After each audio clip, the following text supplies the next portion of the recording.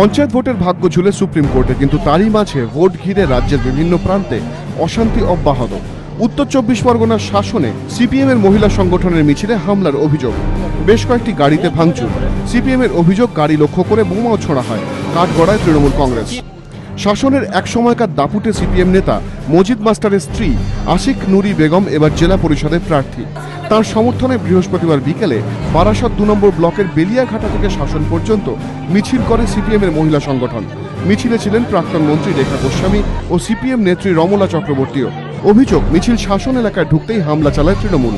গাড়ি লক্ষ্য করে ইট ও বোমা ছোড়া হয়, বেশ কয়েকটি গাড়িতে ভাঙচুর চালানো হয় বলেও অভিযোগ। অসংখ্য মানুষ তৃণমূলের পতাকা নিয়ে আমাদের উপর আক্রমণ, সমস্ত নেতৃত্বের উপর গাড়ি ভাঙচুর, মেরে ফেলা হবে, আমাকে টেনে নিয়ে চলে যাচ্ছে, আমাকে নিয়ে চলে যাবে। আমি যেহেতু মাইকে প্রচারে ছিলাম, আমাকে দেখে নেবে, আমাকে শেষ করবে।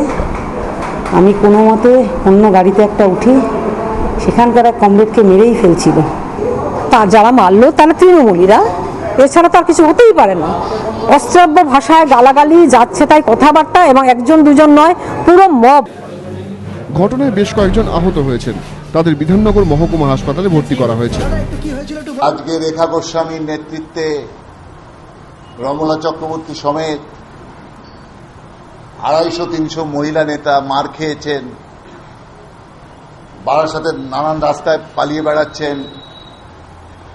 বারাসাত টু গাড়ি সব ভেঙে গেছে, মোবাইল ফোন ভেঙে গেছে, মোবাইল ফোন কেড়ে নিয়েছে।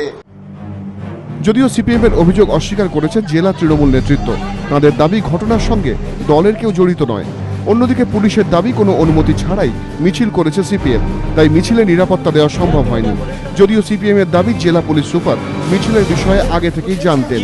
বিতনু চট্টোপাধ্যায়, সমীরণ পাল ও রঞ্জিত সাউ, এবিপি আনন্দ।